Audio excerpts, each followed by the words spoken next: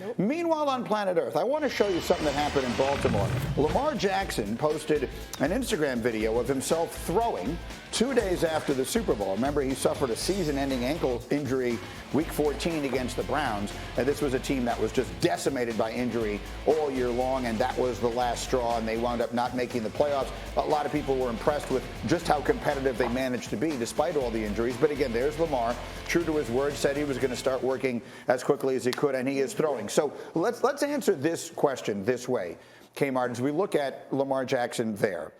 The Ravens are what away from being a Super Bowl contender? I feel like when we talk about the Ravens, it's always, they need a number one receiver. They just need another playmaker. Mark Andrews, we all know when Lamar has the ball, if he's not running, he's finding Andrews, and they can't stop him. However, they still need a go-to guy besides that. And I think, you watch these other offenses that are explosive. There is the Matthew Stafford to Cooper Kupp. There is that, Patrick Mahomes to Tyreek Hill. Like, they have impact players, and I think the Ravens need some more. Well, I somewhat hesitantly ask you this question. Yes. Because of all of the history.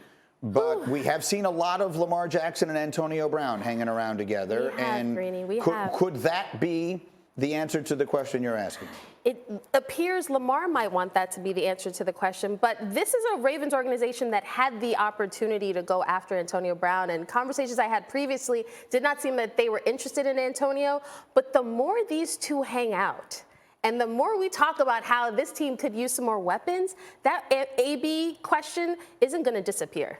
Mike T, let me ask you two quick questions. One is, last year in the first round, the Ravens took a receiver, Rashad Bateman, out of Minnesota, who had people loved. And I remember a lot of people thought that was the move that was going to finally put them over the top. And he had injury problems right from the beginning and didn't have nearly that kind of season. Do they already have this answer on their roster, or should they be considering Antonio Brown? I would consider Antonio Brown. Bateman's okay. He's not great. Bringing Sammy Watkins back would help, but clearly they don't have a bona fide frontline number one receiver, much the way you guys are describing.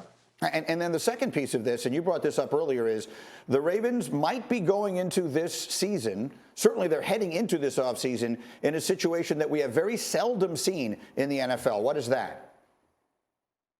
Yeah, he's going to be a free agent. He has 1 year left on his deal. And Greeny, it's more complicated by the fact that he doesn't have an agent. So it's highly unusual of a player of his stature in the prime of his career to only have 1 year left on his contract. So is the analogy here to Dak? And again, Dak was not drafted in the first round. Dak was never the league MVP. There were some questions, I think, in Dallas about whether or not he was the future. I don't assume there are any of those questions in Baltimore. So how would you describe what it is like to go into a season when your franchise player is on the final year of his deal?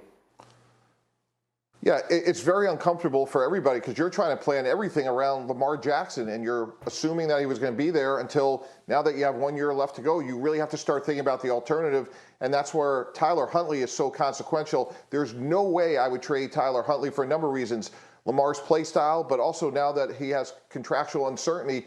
And from a player perspective, I'll tell you this, Greeny, if you have 1 year left to go, you're starting to think about life after Baltimore. And could you imagine what he would get if he was an unrestricted free agent? Now, obviously, they could franchise him, but the whole narrative around the franchise changes until he's locked in long term.